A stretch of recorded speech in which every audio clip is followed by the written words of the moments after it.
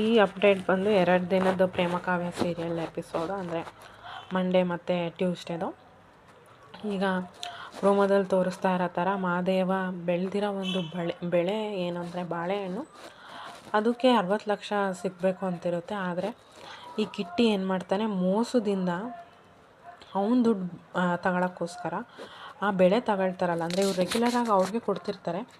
ಆ ಬೆಳೆ ತಗೊಳ್ಳೋರ ಹತ್ರ ಇವನು ಮಾತಾಡಿ 60 ಲಕ್ಷಕ್ಕೆಲ್ಲ ಆಗಲ್ಲ, 20 ಲಕ್ಷ ಕೊಡಿ ಅಂತ ಹೇಳಿ ಮಾತಾಡ್ತಾನೆ. ಅದೇ ಥರ ಬೆಳೆಗಾರರು ಅಷ್ಟೇ, ನಮಗೇನೋ ಕಿಟ್ಟಿಯಿಂದ ಒಳ್ಳೇದಾಗುತ್ತೆ ಅಂತ ಅಂದ್ಕೊಂಡು ಒಳ್ಳೇದು ಥರ ಅವನು ಅವ್ರಿಗೆ ಸಪೋರ್ಟ್ ಮಾಡ್ಕೊಂಡಿರ್ತಾನೆ. ಬಟ್ ಇದನ್ನು ನೋಡಿದ್ದು ಕಾವ್ಯಂಗೆ ಬೇಜಾರಾದ ಕಾವ್ಯ ಏನು ಮಾಡ್ತಾಳೆ, ಮಹಾದೇವ ನನ್ನನ್ನು ನಿಮ್ಮ ತೋಟಕ್ಕೆ ಕರ್ಕೊಂಡು ಹೋಗೋಕ್ಕಾಗುತ್ತಾ ಅಂತ ಹೇಳಿ ಮಹಾದೇವನ ಜೊತೆ ತೋಟಕ್ಕೆ ಹೋಗ್ತಾಳೆ. ಅಂದರೆ ಸೀರಿಯಲಲ್ಲಿ ಅವರಿಬ್ಬರು ತೋಟಕ್ಕೆ ಹೋಗಿ ನೋಡೋದು ಅಥವಾ ಅವನು ಅಲ್ಲಿಗೆ ಕರ್ಕೊಂಡು ಹೋಗೋದು ಅದೇನೂ ತೋರಿಸಲ್ಲ. ಬಟ್ ಕಾನ್ವರ್ಸೇಷನಲ್ಲಿ ಇದು ಇನ್ಕ್ಲೂಡ್ ಆಗಿರುತ್ತೆ. ಅದಾದಮೇಲೆ ಕಾವ್ಯ ಬರ್ತಾಳೆ. ಕಾವ್ಯ ಬಂದು ಬೆಂಗಳೂರಲ್ಲಿರೋ ಒಂದು ಒಳ್ಳೆ ಬಯ್ಯರ್ ಹತ್ರ ಮಾತಾಡಿ ಆಲ್ರೆಡಿ ಅವಳು ಅದನ್ನು 80 ಲಕ್ಷಕ್ಕೆ ರೆಡಿ ಮಾಡಿರ್ತಾಳೆ. ಅಷ್ಟರಲ್ಲಿ ಇಲ್ಲಿ ಮನೇಲಿ ಏನಾಗಿರುತ್ತೆ ಅಂತ ಅಂದರೆ, ಹಳೆ ಬಯ್ಯರ್ ಬಂದು ನಾನು ನಿಮಗೆ 20 ಲಕ್ಷಕ್ಕೆ ಕೊಡ್ತೀನಿ ಅಂತ ಅಂದಿದ್ದೆ, ಆದರೆ ಇವಾಗ 20 ಲಕ್ಷನೂ ಆಗಲ್ಲ, ಅದು ನಮಗೆ ಪ್ರಾಬ್ಲಮ್ ಆಗುತ್ತೆ, 18 ಲಕ್ಷಕ್ಕೆ ಮಾಡೋಣ, ಬಿಕಾಸ್ ಇದೂ ಕಿಟ್ಟಿನೇ ಹೇಳ್ತಾನೆ ಇನ್ನೂ ಕಮ್ಮಿ ಕೊಡೋಣ ಅಂತ. ಅವರು ಇನ್ನೇನು ಮಹಾದೇವ ಆಯಿತು ಬಿಡವ ಅಂದ್ಕೊಂಡು ಅನ್ಕೋತಾ ಇರಬೇಕು.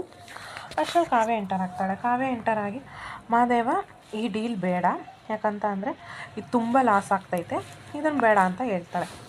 ಆಗ ಆ ಬಯ್ಯರ್ಸ್ ಏನು ಮಾಡ್ತಾರೆ ಅಂತ ಅಂದರೆ, ಮಹಾದೇವ ಅಷ್ಟು ವರ್ಷದಿಂದ ನಾನು ನೀನು ಡೀಲ್ ಮಾಡ್ತಿರೋದು, ಈಗ ನೀನು ಹೆಂಡ್ತಿ ಬೇಡ ಅಂದ ತಕ್ಷಣ ಹಿಂಗೆ ಅನ್ಬೇಡ, ಹಿಂಗೆ ಹೆಣ್ಮಕ್ಳು ಮಾತನ್ನು ಕೇಳಬೇಡ ಅಂತ ಹೇಳ್ತಾರೆ. ಆವಾಗ ಮಹಾದೇವ ಡೈರೆಕ್ಟಾಗಿ ಹೇಳ್ತಾನೆ, ಇದು ವ್ಯವಹಾರ ಮಾಡೋಕ್ಕೆ ಹೆಣ್ಣಾದ್ರೇನು ಗಂಡಾದ್ರೇನು, ನನ್ನ ಹೆಂಡ್ತಿ ಸಾನೇ ಓದವಳೆ, ಅವಳು ಬುದ್ಧಿವಂತೆ, ಅವಳು ಹಿಂಗೆ ಹೇಳ್ತಾವಳೆ ಅಂತ ಅಂದರೆ ಅದರಿಂದ ಏನಾದ್ರು ಒಂದು ಬಲವಂತ ಕಾರಣ ಇದ್ದೇ ಇರುತ್ತೆ.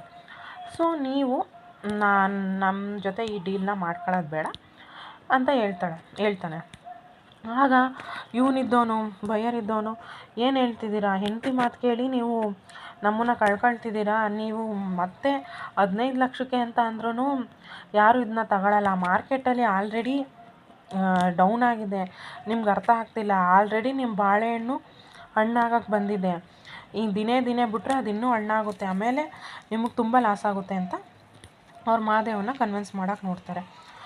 ಆವಾಗ ಮಹಾದೇವ ಎಷ್ಟೇ ಆದರೂ ಕನ್ವಿನ್ಸ್ ಆಗಲ್ಲ. ಅದಾದಮೇಲೆ ಕಾವ್ಯ ಹೇಳ್ತಾಳೆ, ನಾನು ಆಲ್ರೆಡಿ ಬೆಂಗಳೂರಲ್ಲಿ ಒಂದು ದೊಡ್ಡ ಬಯ್ಯರ್ ಹತ್ರ ಮಾತಾಡಿದ್ದೀನಿ ಮಹಾದೇವ, ಅವ್ರು ಇನ್ನೇನೋ ಬಂದುಬಿಡ್ತಾರೆ, ನೀನು ಸುಮ್ಮನಿರು, ನೀವೇನು ಹೊರಡ್ಬೋದು ಅಂತ ಹೇಳಿ ಹಳೆ ಬಯ್ಯರ್ಸ್ನೆಲ್ಲ ಎದ್ದು ಕಳಿಸ್ತಾರೆ.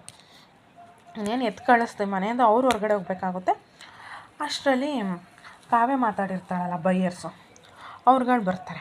ಅವ್ರುಗಳು ಬಂದಮೇಲೆ ಬನ್ನಿ ಅಂತ ಅವಳು ವೆಲ್ಕಮ್ ಮಾಡಿ ಮನೆ ಒಳಗಡೆ ಕರೆಸಿದ್ಮೇಲೆ ಅವ್ರು ಹೇಳ್ತಾರೆ, ನಾವು ಈಗ ತಾನೇ ನಿಮ್ಮ ತೋಟಕ್ಕೆ ಹೋಗಿ ಬಂದೋ ಮಹಾದೇವ ಅವರೇ, ನೀವು ಬೆಳೆದಿರೋ ಬೆಳೆ ಎಲ್ಲ ಫಸ್ಟ್ ಕ್ಲಾಸ್ ಆಗಿದೆ, ನಮಗೆ ತುಂಬ ಇಷ್ಟ ಆಯಿತು, ಬರೀ ಮಲೆನಾಡಲ್ಲಿ ಅಷ್ಟೇ ಈ ಥರ ಬೆಳೆ ಬೆಳಿಬೋದು ಅಂತ ಅಂದ್ಕೊಂಡಿದ್ದು, ಆದರೆ ನೀವು ಬೆಳೆದಿರೋದು ನೋಡಿ ನನಗೆ ತುಂಬ ಸಂತೋಷ ಆಗ್ತಿದೆ ಅಂತ ಹೇಳಿದಾಗ ಕಾವ್ಯ ಇದ್ದವಳು, ಮಹಾದೇವ ನಾನು 80 ಲಕ್ಷಕ್ಕೆ ಮಾತಾಡಿದ್ದೀನಿ, ಓಕೆನಾ ನಿನಗೆ ಅಂತ ಹೇಳ್ತಾಳೆ. ಇದನ್ನು ಕೇಳಿಸ್ಕೊಂಡಿದ್ದು ಮಹಾದೇವ, ಅವ್ರ ಅಮ್ಮ ಎಲ್ಲರೂ ಫುಲ್ ಶಾಕು, ಏನು 80 ಲಕ್ಷಣ ಕಾವ್ಯ ಅಂತ ಫುಲ್ ಶಾಕು. ಅದಾದಮೇಲೆ ಈ ಬಯ್ಯರ್ಸ್ ಏನು ಮಾಡ್ತಾರೆ ಅಂತ ಅಂದರೆ, ಇವರೆಲ್ಲ ಹಿಂಗೆ ಮಹಾದೇವ ತಗೋತೀನಿ ಅಂತ ಅಂದ್ಬಿಟ್ಟು ತಗೊಳ್ಳಲ್ಲ, ಮೋಸ ಮಾಡ್ತಾರೆ ನೋಡು ಅಂತ ಹೇಳ್ತಾರೆ. ಆವಾಗ ಆ ಬಯ್ಯರ್ಸ್ ಇದ್ದವರು, ನಾವು ಆ ಥರ ಮೋಸ ಮಾಡಲ್ಲ, ನಾವು ಆ ಥರ ಫ್ರಾಡ್ ಕೆಲಸ ಮಾಡಲ್ಲ, ನಾವು ಇವಾಗಲೇ ನಿಮಗೆ ದುಡ್ಡು ಕಳಿಸ್ತೀವಿ, ಕಾವ್ಯವ್ರು ಆಗಲೇ ನಿಮ್ಮ ಅಕೌಂಟ್ ನಂಬರೆಲ್ಲ ನನಗೆ ಕಳಿಸಿದ್ದಾರೆ ಅಂತ ಅಂದ್ಬಿಟ್ಟು 78 ಲ್ಯಾಕ್ ಕಳಿಸ್ತಾರೆ. ಯಾಕಪ್ಪ ಅಂತಂದರೆ ಇನ್ನು 2 ಲ್ಯಾಕ್ಸು ಅವ್ರದ್ದು ಟ್ರಾನ್ಸ್ಪೋರ್ಟೇಷನ್ಗೆ ಅಂತ ಹೇಳ್ಬಿಟ್ಟು ಕಳಿಸ್ತಾರೆ. ಸಡನ್ನಾಗಿ ಅವನ ಅಕೌಂಟಿಗೆ 78 ಲಕ್ಷ ಬಂದಿದ್ದು ನೋಡಿ, ಅಮ್ಮ ನನ್ನ ಅಕೌಂಟ್ಗೆ 78 ಲಕ್ಷ ಬಂತು ಕಣಮ್ಮ ಅಂತ ಮಹಾದೇವ ಫುಲ್ ಎಕ್ಸೈಟ್ ಆಗಿರ್ತಾನೆ. ಅದಾದಮೇಲೆ ಅದನ್ನು ನೋಡಿದ್ದು ಬಯ್ಯರ್ಸು, ಇವ್ರು ಈ ವರ್ಷ ತಗೋಬೋದು ಮಹಾದೇವ, ಮುಂದಿನ ವರ್ಷ ನೀನು ಏನಾದ್ರು ಇವ್ರಿಗೆ ಮಾರಿದ್ರೆ ಮುಂದಿನ ವರ್ಷ ನಾವು ತಗೊಳ್ಳಲ್ಲ ಅಂತ ಬ್ಲ್ಯಾಕ್ ಮೇಲ್ ಮಾಡ್ತಾರೆ.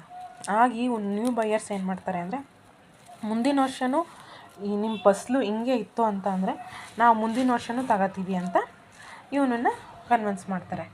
ಆವಾಗ ಮಹಾದೇವ, ನನಗೆ ನೀವು ಮೋಸ ಮಾಡೋಕ್ಕೆ ಹೊಂಟಿದ್ರಿ, ನಾನು ನಿಮ್ಮ ಜೊತೆ ಇನ್ನೂ ಇರಲ್ಲ ಅಂತ ಹೇಳ್ತಾನೆ. ಅದಾದಮೇಲೆ ಮಹಾದೇವನ ಚಿಕ್ಕಪ್ಪನೂ ಹೇಳ್ತಾರೆ, ನಮ್ಮ ಮಹಾದೇವನ್ನ ಗುಂಡಿ ತಳ್ಳಕ್ಕೆ ನೋಡಿದ್ರಿ, ಬೇಡ ನೀವು ಇನ್ನೂ ಹೊರಟೋಗಿ ಅಂತ ಹೇಳ್ಬಿಟ್ಟು ಅವರನ್ನು ಕಳಿಸ್ತಾರೆ. ಇದನ್ನು ನೋಡಿದ ಮಹಾದೇವ ಫುಲ್ ಸಂತೋಷ ಆಗಿ ಕಾವ್ಯನ ಹತ್ರ ಥ್ಯಾಂಕ್ಸ್ ಹೇಳಕ್ಕೆ ಹೋಗ್ತಾನೆ. ಥ್ಯಾಂಕ್ಸ್ ಹೇಳಕ್ಕೆ ಹೋದಾಗ, ಇರಲಿ ಬಿಡು ಮಹಾದೇವ, ನಮ್ಮ ಅಪ್ಪಂಗೆ ಏನಾರು ಹಿಂಗಾಗಿದ್ರೆ ನಾನು ಹಿಂಗೆ ಮಾಡ್ತಿದ್ದೆ ಅಂತ ಹೇಳಿದಾಗ, ಓ ಫ್ಯಾಮಿಲಿ ಸೆಂಟಿಮೆಂಟಾ ಅಂತ ಹೇಳಿ ಇದು ಮಾಡ್ತಾನೆ. ಆದರೆ ಮಹಾದೇವ ಹೇಳ್ತಾನೆ, ನಾನು ಹಿಂಗೆ ಏನಾರು ಒಂದು ಗಿಫ್ಟ್ ಕೊಡಲೇಬೇಕು ಕಾವ್ಯ ಅಂತ ಅಂದಾಗ, ಕಾವ್ಯ ನನಗೇನು ಬೇಡ ಅಂತ ಹೇಳ್ತಾಳೆ. ಅಷ್ಟರಲ್ಲಿ ಅವ್ರ ಅಮ್ಮ ಬಂದು, ಇಲ್ಲ ಮಹಾದೇವ, ನೀನು ಇವಳಿಗೆ ಏನಾರು ಒಂದು ಗಿಫ್ಟ್ ಕೊಡಲೇಬೇಕು ಅಂತ ಹೇಳಿದಾಗ, ಏನು ಕೊಡಲಿ, ಏನಾರು ಕೊಡು, ನೀನು ಕೊಡೋ ಗಿಫ್ಟು ಅವಳಿಗೆ ತುಂಬ ಇಷ್ಟ ಆಗಬೇಕು ಅಂತ ಅಂತಾಳೆ ಅವರಮ್ಮ. ಆಗ ಮಹಾದೇವ ಇದ್ದವನು ಹೇಳ್ತಾನೆ, ನಾನು ಕೊಡೋ ಗಿಫ್ಟು ನನಗೆ ಮಾತ್ರ ಇಷ್ಟ ಆಗುತ್ತೆ, ಅವಳಿಗೆ ಕಷ್ಟ ಆಗುತ್ತೆ ಕಣವ, ಅದೇನು ನನಗೆ ಕೊಡು, ನಾನು ಕೊಡ್ತೀನಿ ಅಂತ ಹೇಳ್ತಾಳೆ ಅವರಮ್ಮ. ಅದಕ್ಕೆ ನಿಜ ಏನವ, ನೀನು ಕೊಡ್ತೀಯಾ ಅಂತ ಅಂದು, ಹ್ಞೂ ಕಣೋ ಕೊಡು ಅಂತ ಅಂದಾಗ ಅವರಮ್ಮಗೆ ಮುತ್ತು ಕೊಟ್ಬಿಡ್ತಾನೆ. ಮುತ್ತು ಕೊಟ್ಬಿಟ್ಟು, ಇದೇ ಗಿಫ್ಟು ಅವಳಿಗೆ ಕೊಟ್ಬಿಡು ಅಂತ ಹೇಳಿ ಅಲ್ಲಿಂದ ಓಡೋಗ್ಬಿಡ್ತಾನೆ. ಆವಾಗ ಮಹಾದೇವ ಅವರಮ್ಮ ಇದ್ದವಳು, ನೋಡ್ದ ಕಾವ್ಯ, ನಮ್ಮ ಮಹಾದೇವ ನಿನ್ನನ್ನು ಎಷ್ಟೊಂದು ಪ್ರೀತಿಸಿದ್ದಾನೆ ಅಂತ ಅಂದ್ಬಿಟ್ಟು ಅವಳಿಗೆ ಮುತ್ತು ಕೊಟ್ಬಿಟ್ಟು, ಇದು ಮಹಾದೇವನ ಕಡೆಯಿಂದ, ಇದು ನನ್ನ ಕಡೆಯಿಂದ, ನೀನು ನಮ್ಮ ಮನೆ ಮಹಾಲಕ್ಷ್ಮಿ ಅಂತ ಹೇಳ್ಬಿಟ್ಟು ಹೊರಡ್ತಾಳೆ ಅಲ್ಲಿಂದ. ಇಲ್ಲಿ ಈ ಕಡೆ ಪ್ರೇಮ ಮತ್ತು ರಾಮ್ ಸೀನ್ ನಡೀತಿರುತ್ತೆ. ಈಗ ಹಾಸ್ಪಿಟಲ್ದು ಕಡೆಯಿಂದ ಏನೋ ಫಂಕ್ಷನ್ ಇರುತ್ತೆ ಅಂತ ಅಂದ್ಬಿಟ್ಟು ರಾಮ್ ಮತ್ತು ಪ್ರೇಮ ಇಬ್ಬರು ಬಂದಿರ್ತಾರೆ.